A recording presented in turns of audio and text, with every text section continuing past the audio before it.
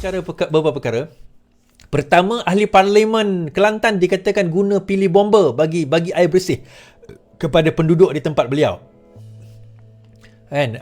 Kemudian kedua, kita bercerita tentang peristiwa Memali sedikit, terutama siapa yang tak tahu peristiwa Memali di Baling Kedah kan. Rupanya ada berita tergempar, iaitu Mahathir tidak pergi ke China pada peristiwa Memali tersebut. So kalau dia tak pergi ke China, dia pergi ke mana?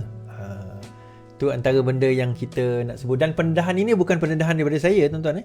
Ini pendedahan daripada Musa Hitam itu sendiri. Mungkin anda dah tahu, mungkin ada yang tak tahu. So malam ni kita akan ceritakan pendedahan tersebut dan kenapa perkara itu sangat signifikan, sangat besar sebenarnya. Terutama dalam cara kita nak melihat sejarah, dan kenapa peristiwa Memali ini membawa implikasi yang sangat besar dalam politik negara. Terima kasih Jenny. Terima kasih Jenny. Kan, implikasi yang sangat besar dalam politik negara dan sebenarnya digunakan untuk tujuan apa, tuan-tuan? Tidak lain tidak bukan untuk tujuan politik, untuk tujuan kepentingan parti politik itu sendiri. Kepentingan parti-parti politik itu sendiri sebenar-benar hakikatnya. Jadi ini antara perkara yang saya akan dedahkan. Sorry.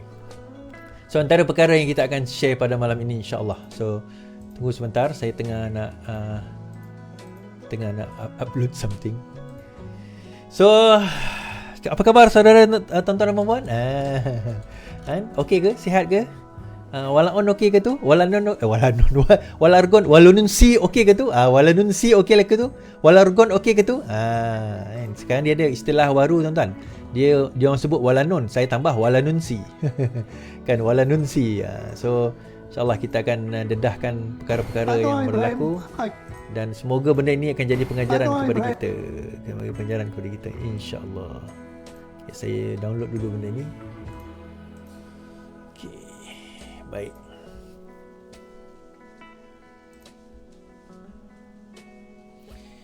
Okey, so kita bercerita tentang 1MDB terlebih dahulu. Menurut Datuk Johari Ghani, banyak usaha sekarang ini terima kasih Jenny. Usaha sedang dibuat untuk mendapatkan semula aset 1MDB, Johari. Pelbagai usaha sedang diambil untuk mendapatkan semula aset berkaitan 1MDB, termasuk daripada Goldman Sachs dan juga Dekatan Pengurusi Pasukan Petugas 1MDB, Johari Abdul Ghani. Ahli Parlimen Titiwangsa itu berkata keutamaan pasukan petugas itu ialah untuk mendapatkan semula aset berkenaan manakala kes melibatkan jenayah dan tangan pula akan dilakukan oleh pihak berkuasa. Ini kena bezakan. Saya lebih menumpu kepada mendapatkan kembali aset. Mana-mana melibatkan kes jenayah dan juga melibatkan penangkapan akan dibuat oleh pihak berkuasa. Jadi insya-Allah saya fikir lebih banyak yang kita tengah buat khususnya dengan Goldman Sachs katanya. Ahli Parlimen Titiwangsa itu ditanya sama ada individu yang dikaitkan dengan skandal 1MDB akan ekstradisi ke Malaysia untuk mendapat tindakan undang-undang. Pada 5 Mei, seorang individu yang didakwa sekutu ahli perniagaan Joe Teklo kembali ke Malaysia setelah meninggalkan negara itu selama 5 tahun. Semua mengatakan dia pulang ke Malaysia dengan bantuan agensi penguatkuasaan luar negara dan SPRM bagi membantu siasatan terhadap dakwaan menerima 1MDB. Sumber tersebut menambah suspek pendekaan telah dibenarkan notis untuk hadir ke Ibu Bawah SPRM di Putrajaya pada jam 10 selepas tiba di KLIA. Perdana Menteri melantik Johari sebagai pengurusi petugas 1MDB satu masa yang lalu lah. Okay, cerita 1MDB ni, tuan-tuan, saya nak bawa peristiwa cerita 1MDB ni secara, kita sekarang ni berada di penghujung cerita 1MDB. Okay, kita sekarang ni berada di penghujung cerita 1MDB. Hari tu dalam TikTok kan, saya sempat bercakap dengan seorang ni, saya tak ingat siapa nama, Steffi nama dia kot. Steffi kalau ada dalam TikTok saya sekarang ni lah. Kan, Steffi dalam Steffi mengatakan bahawa dia adalah jiran kepada ayah Jolo. Dia adalah jiran kepada ayah Jolo. Kalau tersilap, correct me if I'm wrong, Steffi. Kemudian dia kata, Jolo ni, bapak dia kaya, atuk dia pun kaya. Dia memang anak orang kaya, tuan-tuan.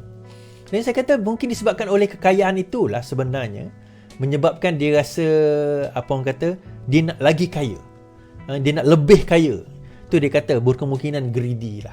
Dia bukan, Jolo ni bukan calang-calang, budak muda tapi datang daripada keluarga kaya. Tetapi salah satu bendanya juga, kenapa apa orang kata, kenapa dia ni dilihat sebagai berpotensi untuk membantu golongan-golongan ini, ialah kerana kekayaan dia tu, dia ada pengalaman. Pengalaman apa? Pengalaman cuci duit. Pengalaman cuci duit. Saya boleh cerita benda ni sebab dia tak ada kat Malaysia. So saya cerita je lah. Kalau dia rasa, dia kata saya tak betul, datanglah balik Malaysia, tak ada masalah kan. Dia ada pengalaman cuci duit. Now saya kata, macam mana, you all tahu tak cerita sebenarnya macam mana Jolo ni boleh ditangkap ataupun boleh diketahui oleh seorang perempuan daripada UK yang lahir di Sarawak bernama Claire Brown. Claire Newcastle Brown, pemilik website nama Sarawak Report. SarawakReport.org tu, Newcastle Brown tu, Claire Newcastle Brown nama dia. Dia adalah orang yang mula-mula mendedahkan tentang Jolo dan tentang 1MDB ini, terutama kepada pembangkang, terutama kepada Datuk Seri Anwar Ibrahim. Beliau adalah orang yang pertama, dan seawal 2011 sewaktu di Parlimen, dia adalah antara orang, Datuk Seri Anwar Ibrahim adalah orang yang pertama mendedahkan tentang skandal 1MDB di Parlimen pada tahun 2011. Dan pada masa itu kerajaan kata, oh ini tak betul, ini tidak tepat, ini tidak, ini sebagainya lah, benda-benda tersebut berlaku. Kalau tersalah 2011, korang memang faham wrong. Now cerita dia ni yang apa orang kata, yang Claire Newcastle Brown bagi tahu saya sendiri. Ada wawancara saya dengan Claire di di YouTube, cuba cari dalam page saya Iswadi Morning Official. Tahniah, terima kasih kerana mencapai 100,000 subscriber sekarang ini, dan kita target untuk TikTok dapat 100,000 juga by the end of this year, insyaAllah. Doakan siapa yang belum follow saya, kita sampai ke 100,000. Claire bagi tahu saya, dia kata pada mulanya macam mana dia boleh dapat Jolo. Dia ni investigative journalist tau, jurnalis yang menyiasat. So pada awalnya dia ni selalu mengikut Taib Mahmud. So dia selalu mendedahkan skandal-skandal yang berlaku di Sarawak, penyalahgunaan kuasa dan sebagainya Taib Mahmud. Kemudian dia terlihat bahawa ada seseorang bernama Bustari Yusof. Bustari Yusof ni adalah abang kepada Timbalan Perdana Menteri Malaysia sekarang, iaitu Fadilah Yusof, yang pada masa itu merangkap sebagai Menteri Kerja Raya. So Bustari Yusof ni, menurut Claire Newcastle Brown, adalah money man bagi Taib Mahmud. Maksudnya dia adalah businessman. Dia apa-apa saja berkenaan dengan projek dan sebagainya, memang akan ada nama dia. Jadi dia akan follow, dan setiap kali dia follow, yelah money trail kan, kita akan follow money trail. Setiap kali ke mana dia follow Bustari ni, dia akan nampak seorang budak Cina muda. So dia kaji, siapa budak ni? Budak muda lagi. Ke mana Bustari ada, ke mana Taib Mahmud ada, akan ada. So dia follow. Rupanya mamat ni adalah Jolo. Kemudian tiba-tiba dia nampak satu gambar budak ni dengan Najib.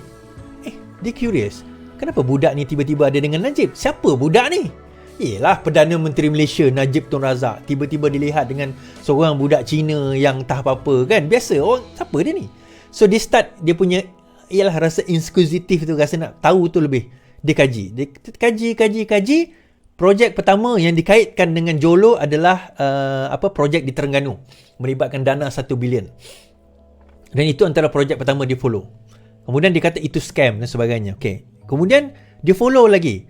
Bagaimana akhirnya Jolo ni berjaya meyakinkan Najib Tun Razak macam mana cara nak cuci duit.